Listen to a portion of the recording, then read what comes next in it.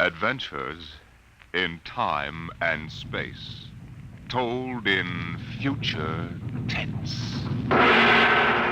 Dimension X.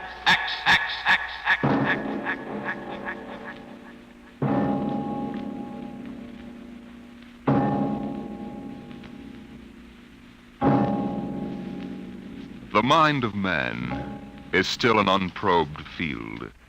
Within it lie many mysteries still unsolved.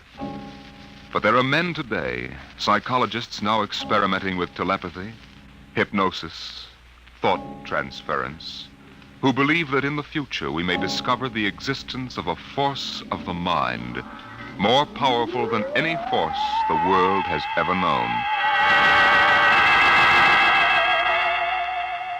We go ahead now in time some 10 years, and in space to the campus of a small eastern college. The hour is late, and in one of the dark college buildings, two men stand in front of a door that bears the name Professor Arthur Barnhouse, Psychology.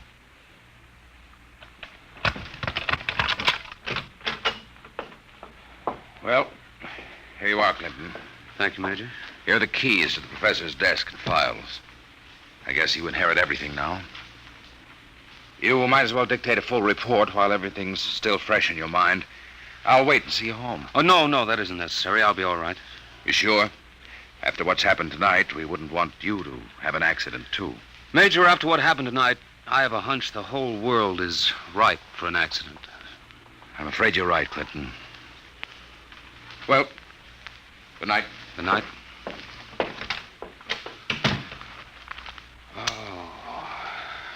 Pull yourself together, Buster. Easy does it. August 21st, 1960. Restricted report from George Clinton to the Secretary of Defense, Secretary of State, the FBI, National Security Board, etc., etc., etc. Subject, the so-called Barnhouse effect, and Professor Arthur Barnhouse, who discovered it. I first met the professor 2 years ago in the fall of 1958. He was a professor of psychology here at Wilton College, and I was here on an instructor's fellowship in the psych department. They assigned me to be Barnhouse's assistant, and he needed one. He hardly ever remembered to go to a class, and he didn't seem to do anything else either. For 3 months, I watched him sitting at the desk here in his study. He'd either stare at nothing for hours or fall asleep, nodding over his mess of papers. I couldn't understand it, and it was none of my business. But one day, I thought I'd better give him a shake. What? I said it's 2:15, Professor. Don't you want to go to your 2 o'clock class? Don't you want to mind your own business? I beg your pardon. Sorry, Clinton. Forgive me. I don't know what gets into me. Forget the class. The kids would rather be outdoors anyway. Okay, Professor. In that case, I'm sorry I woke you up. It's all right. I just can't seem to get my sleeping done at night. Clinton, what do you know about the international situation? Well, I'm no political scientist, if that's what you mean. I read the papers when I have time. Well, that's the way I've always been. Lately, I've had to look into it.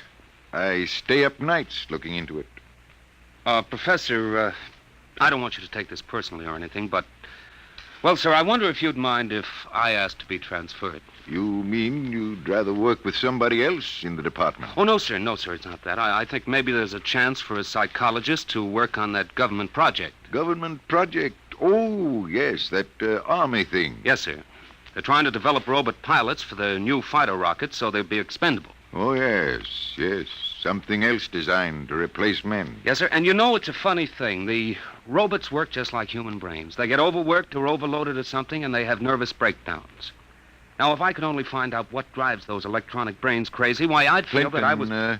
if you want to study a brain that's going crazy, never mind the robots, you can go to work on me. What are you talking about, sir? I don't know. I'm either crazy as a bedbug or a...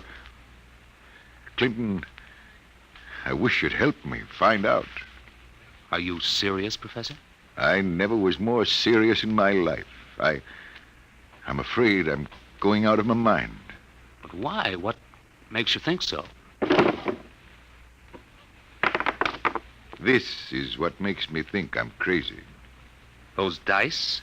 Clinton, do you know what the odds are against my rolling a 7? Oh, about 5 or 6 to 1. Watch. 7. Now, what are the odds against my rolling it again? Twice in a row? Plenty. About 100 to 1, I'd say. Watch. Professor, you're hotter than a $2 pistol. It's funny. That's what they said 8 years ago when I first discovered this. Discovered what? This force of the mind. I call it dynamo-psychism. You mean you shove those dice around just by thinking about it? People have always thought there could be a force of the mind. You know that. Fortunately or unfortunately, I've learned to control it. Yeah? How did you happen to find out about this, Professor? Well, it was about 10 years ago, back in 1948. I made the mistake of going to a psychologist's convention, and in order not to appear unsocial, I happened to find myself, for the first and only time in my life, in a dice game. What happened? I didn't have the faintest idea what was expected of me, and someone told me to roll 7s. So I did. 10 of them. I'll bet you weren't asked back into that game. That night, in my room, I realized that it simply couldn't have been an accident, Clinton. I tried to reconstruct the exact scene, the position of my body, and finally, the thoughts in my mind. And that was what did it. I remembered what had been my train of thought, and I proceeded to roll 7s, not 10 consecutive times, but 50. Brother, there it is again. Professor, can you do anything else? I mean, besides shove dice around? You see that inkwell on my desk? Sure. Watch it. Don't take your eyes off it. If nothing happens, say so, and I shall go quietly, even happily, to the nearest sanitarium. Okay, Professor, shoot. Hey, why, it just blew up. Yes, I'm sorry. I didn't mean to splash ink on your suit. That's okay, Professor. What was that funny noise? Oh, that? The dynamo psychic waves are a little like ultra-high frequency waves. Sometimes, when I turn on the power, they create a kind of static. Listen, Professor, how much power have you got? Could you blow up anything, well, you know, big? I could flatten the Great Wall of China. Boy, you'll make the helio-oxygen bomb look sick. And that's what scares me, Clinton. The thought that maybe I could use this power to save the world. Clinton, you've got to help me. Who, me? Professor, when it comes to international relations, I don't know from where. You'd better get in touch with the State Department. State Department? Yes, they'd be the ones, wouldn't they? Well, you probably want to be getting home now. I'll see you to the door. I could use a breath of fresh air. Okay, Professor. You better stop brooding about this. You get somebody else to do your worrying for you. Yes, you're right. I have been brooding, wondering what to do. Just sitting and staring endlessly at that awful monstrosity across the way. You mean the old bell tower? Yes, I've gotten so I can't stand the sight of it anymore. Professor! Professor, look, what... Well, there's nothing left but a pile of rubble. Oh, my, I didn't really mean to do that. Well, you see, Clinton, it's got to the point where my lightest whim is more dangerous than a blockbuster. Professor, you get in and write that letter to the State Department right now. You packed too much of a wallop.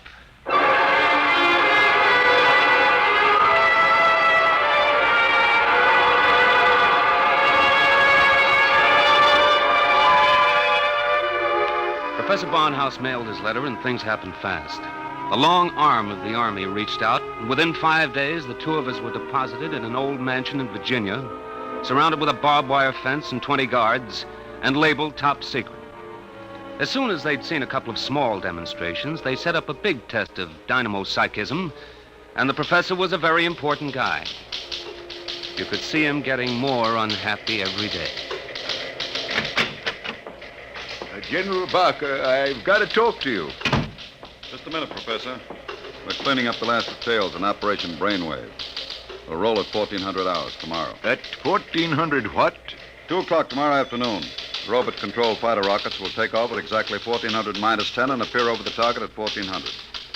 Watching from here over the video screen, you will then try to knock all 20 of them out of the sky. Think you can do it? Of course I can do it. Fine. and we've taken care of everything. Everything except that you neglected to ask me if I wanted to do it. I don't. This whole thing strikes me as childish and insanely expensive. We'll decide about that. But what's the good of it? I wouldn't mind acting as a defense weapon if it were necessary. But I can make all wars and armaments unnecessary. I could give every nation what it needs. I could move mountains, build roads, dig irrigation canals. I have a technique which costs nothing and can do immense good. You're spending millions to prove that it can do immense damage. It doesn't make sense. You know something, General? He's right. Of course I'm right. I want you to send me and Clinton back to Wilton College. Right away. That's quite impossible, Professor. This operation has gone too far to be called off now. Yes, but... Even if we wanted to call it off. If your dynamo psychism really works, you're apt to be the key to our entire defense setup. But listen... You'll have to excuse me now. Major Cuthrell and I have to double-check the confidential list of the observers on this end. Have you got it, Major? Yes, General. It's right here.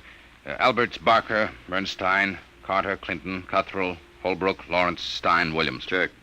I guess that includes everybody of importance. What about me? What? Oh, that's taken for granted, Professor. Thanks. 1400 hours. Will you be ready? I'll be ready. And now, if someone will wind the restricted clock and put the confidential cat out, I'm going to bed.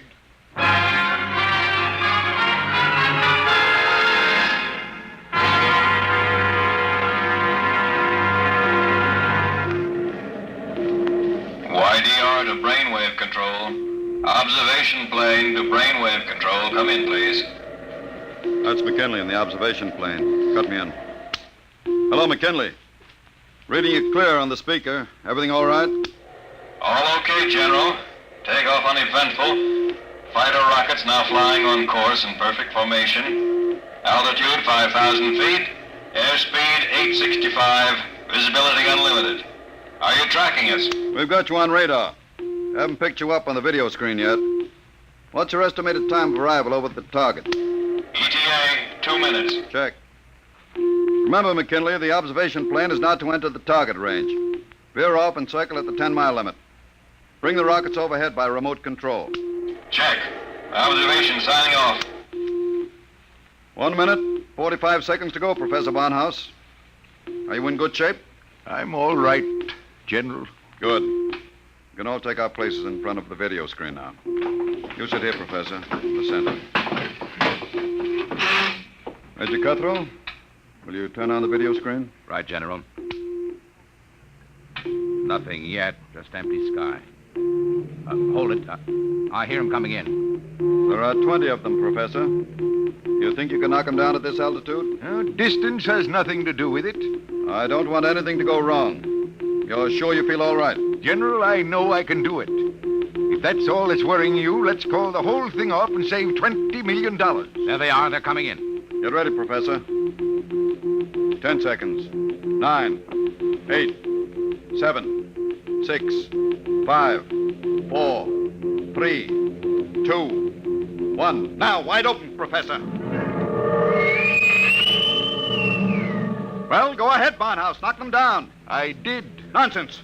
All you've done is blank out the video screen. What went wrong? Did you give it everything you had? I was wide open, General. Then it didn't work. They're still flying. What's that? It just took a few seconds to work. That's all. Holy smoke, they're dropping like flies. McKinley to brainwave control. What's happened to these rockets? They're going down like flame. By heaven, it works. It really works. Cuthrell, get Washington on the line. Barnhouse, I want you to... Hey, where's Barnhouse? He was right here. Clinton, where's the professor? Got me, General. We were all staring at the video. He must have walked out. Get moving, everybody. Alert the guard. Search the house. Yes, sir. If anything happens to that man... General Barker. General Barker. What is it, Corporal? Corporal Gray, guard at the main gate. Sir, Professor Barnhouse is gone. Gone, where? He came tearing out of the gate at 40 miles an hour. Here's a note, sir. Threw it out of the car as he went by. I picked it up.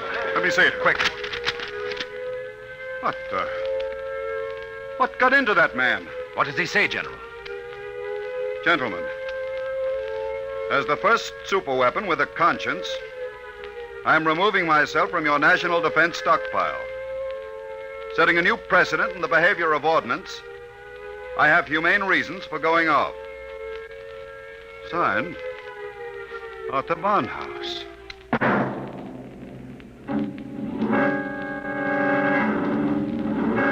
Barnhouse was gone, and within 12 hours, the world was on a spree. The headlines were glorious or terrible, depending on what you think of the things the way they are. Barnhouse flattens helio bomb factory! The dynamo psychic waves reached every corner of the world. In every country, every continent flashed the news of what was happening. Hey, Barnhouse knocks out hidden atomic stockpile in Asia! There was a new kind of war, the war of tattletales. Secret agents of every country hunted for the hidden armaments of their enemies, yelled about them in the newspapers, and immediately there'd be that warning burst of Barnhouse static, followed by... Radio-controlled fleet blown up on secret maneuver! The professor was out to make peace or bust, and nothing like him ever was.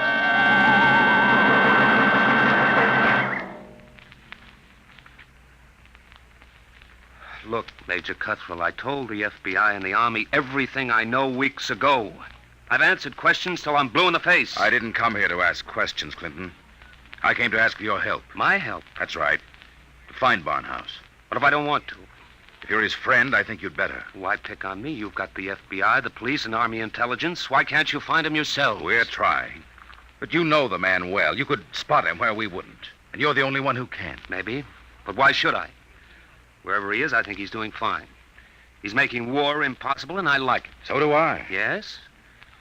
He's putting you out of a job. That's all right with me. I'll retire to a truck farm with pleasure. Well, then? Look, Clinton, we aren't the only ones in this race. Every country in the world has its best agents out hunting for Barnhouse. Nobody can beat that kind of a manhunt. He seems to be doing all right so far. Sure, but how long do you think he can keep it up? A week? A month? Sooner or later, he'll be spotted. And if the wrong people find him, Clinton, we're done for. You know what kind of weapon this is. Whoever controls the Barnhouse effect can control the world. Well, all right. Suppose they do find him. He'd never give the secret away. Never give it away. Are you out of your mind? Do you think these fellas are playing for marbles? Well, no, but... Read the papers, Clinton. Don't you know what's going on in the rest of the world? Yes, but... They'll get the secret out of Barnhouse, all right. And what happens to him in the process won't be very pretty. Well, he must realize that then. He'll never let himself be taken alive. He may not have the choice. And if he doesn't, God help us all. All right. All right, I'm in. Good. Now, do you know anything that you haven't told us? Anything that might give us a lead? Only this. It was addressed to me. I found it here on his desk the morning after he escaped. You mean he came back here? Yes. I guess he needed to pick up some personal effects. Anyway, the files were open, and he left this note on a scrap of paper. Anything to do with the Barnhouse effect? Read it yourself. It's Greek to me. Just these few lines scrawled on a piece of paper, and the last one breaks off right in the middle of the sentence. This stuff doesn't make any sense at all. You know, from the looks of this, I'm beginning to wonder if the professor isn't going off his rocker. I thought of that, too. All the more reason why we've got to get to him quick. He may be helpless, and the whole world's on his track. Come on, Clinton. We haven't much time.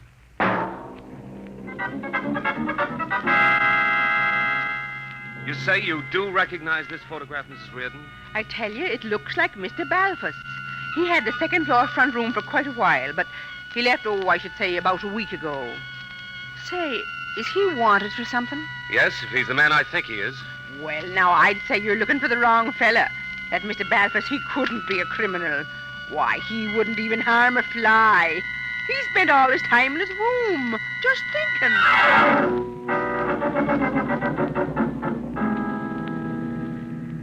Brother, it's hot.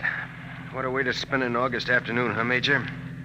Give my eye teeth to be at Jones Beach. So would I, Corporal. We've got work to do here. Look, so we've been cruising around these radio detection cars for a week. Not a sign of Barnhouse static. The professor must have run out of things to work on. Well, we'll give him a little more time. Switch to shortwave. See if there's anything special coming through. Yes. Try the 9-meter band. This is Radio Miranda calling. Let's hear that.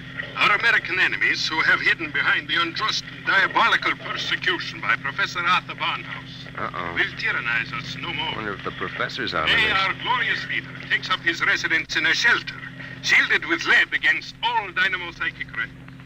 With his protection designed by our brilliant scientists to be absolutely impregnable against the Barnhouse effect. You will once again lead us on the path of our glorious death. Quick, triangulate it and get me a fix. I've got it. Let me check this chart. Quick, man. 3.9, 1.7. Oh, my aching back. What is it? We haven't got a prayer of finding a major. He'd have to be picked out of 2 million people. Where is Barnhouse? Right where I was wishing I was. Right smack in the middle of Jones Beach.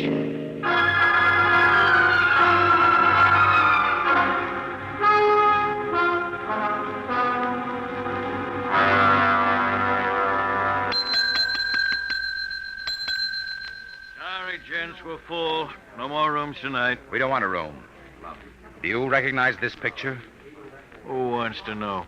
Uncle wants to know. Oh, excuse me. I'm sorry. Yeah, let me see it. Yeah, it looks a lot like room 417. About 5 feet 8, thin, sandy hair, glasses, little scar right across the bridge of his nose. Yeah, that's 417, all right. You mean he's here now? No, not anymore. He checked out 2 days ago, but he couldn't have gone far. What makes you say that? Oh, he looked sick as a dog. Couldn't hardly carry his own bag out. Uh-oh. Like I said to the other fellas, I said he looked like he was on his way to the morgue. What other fellas? Oh, the ones this morning. You're the second pair that's been asking for him.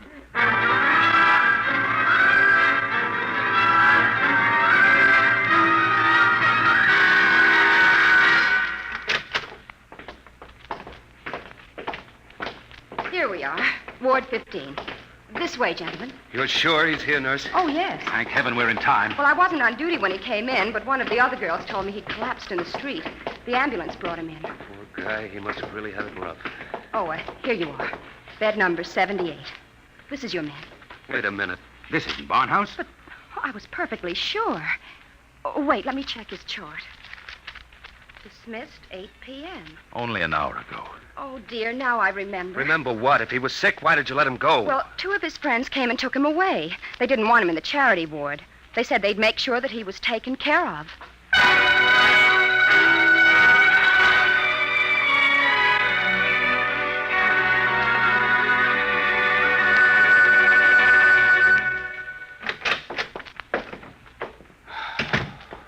Every time I walk into this study, I keep hoping somehow I'll wake up out of a bad dream and find the professor just sitting here.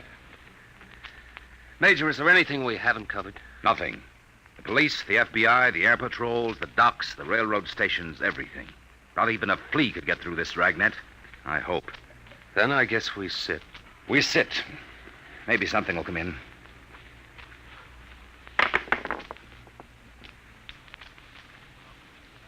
Do you have to roll those dice? I'm sorry. I wasn't thinking. An hour. That's what's driving me crazy. 1 hour sooner, and he'd have been in our hand, not theirs. I know. Well, maybe he's still all right. How can he be all right? He's in the hands of a foreign power. We don't know that for sure. The professor was a likable little guy. He couldn't have lasted this long if he hadn't found some friends. Maybe they came and took him away. Well, grab that. Hello? Yes? Clinton, is that you? Professor Barnhouse. Clinton, they've got me. Who's got you? Where are you, Professor? I don't know. They said something about taking me to an airport. An airport? Which one? Listen, Clinton, I've got to tell you. The inkwell. What are you talking about? Remember the inkwell? Professor. Professor Barnhouse. Operator. Your call, please. Operator, that caller just came in here. Can you trace it? I'm sorry, sir, but I'm afraid it's too late. Your party has been disconnected.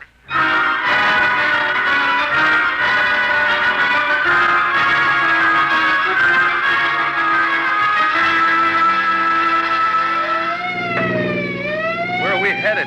He didn't say which airport. Just a hunch. The commercial airfields are all covered.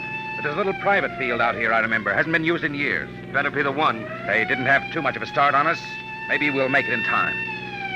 Step on it, Corporal. Wide open, Major. How'd he sound? Did he say who had him?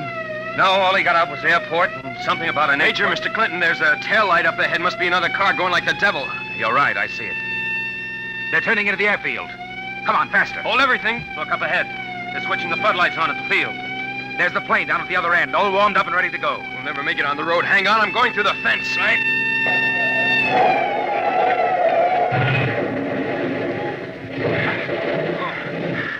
Hell, what's the matter? Get going. Sorry, sir. Must have cracked the axle.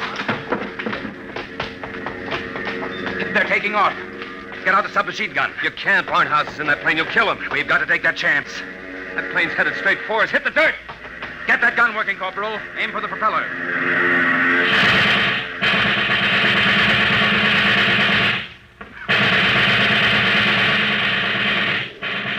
Couldn't get him, Major. Well, there goes the old ball game. I'll get through to Air Patrol, sir. Maybe they can intercept the plane. No, not a chance. By the time the fighters got off the ground, the plane would be out of range. No, we've lost, Barnhouse. Nothing can save us now. Hey, what?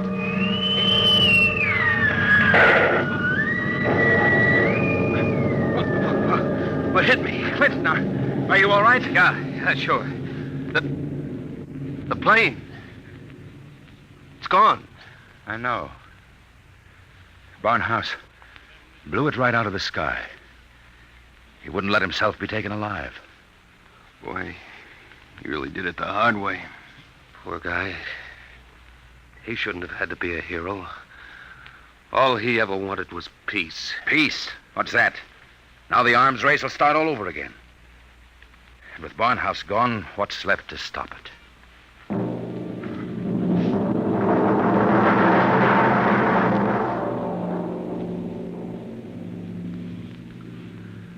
So they brought me back here to the professor's old study to dictate this report. I'm sitting here at his desk, and it's just the way he left it. Papers all over, even his old pair of dice. Arthur Barnhouse is dead. That's going to be good news for some people when they find out. The saber rattlers of the world will be busy as of tomorrow morning, getting ready to whoop up another war. But I'm afraid they're in for a little surprise. It's 3 a.m. now. And before morning comes, I intend to vanish, disappear completely. That's the last that anybody will ever see or hear of me directly. That's why I want to tell you now. I've been looking at the new inkwell here on the desk. The professor's last words were something about an inkwell. And in it, I found a little scrap of paper. Just a few words, but they complete the note I showed the major. The note that didn't make any sense. The whole thing makes sense now. Professor Barnhouse may be dead. But you haven't heard the last of the Barnhouse effect. Not yet. I've been experimenting while I've been talking to you. And now the time has come for me to say goodbye. You see, I've just rolled my 50th consecutive 7.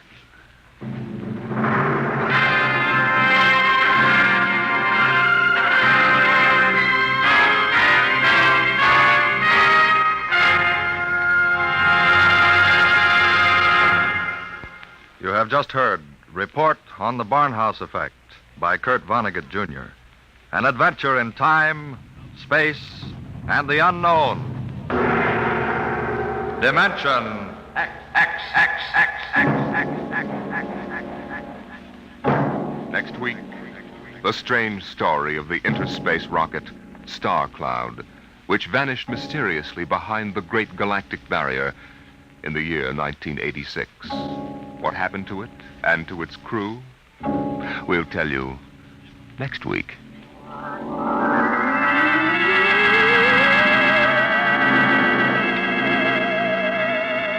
Tonight's story, Report on the Barnhouse Effect, was adapted for radio by Clarice A. Ross. Featured in the cast were Bill Quinn as Clinton, Ed Jerome as Professor Barnhouse, and Carl Weber as Major Cutthroat. Your host was Norman Rose. Music, Albert Berman. Engineer, Bill Chambers. Dimension X is produced by Van Woodward and directed by Edward King.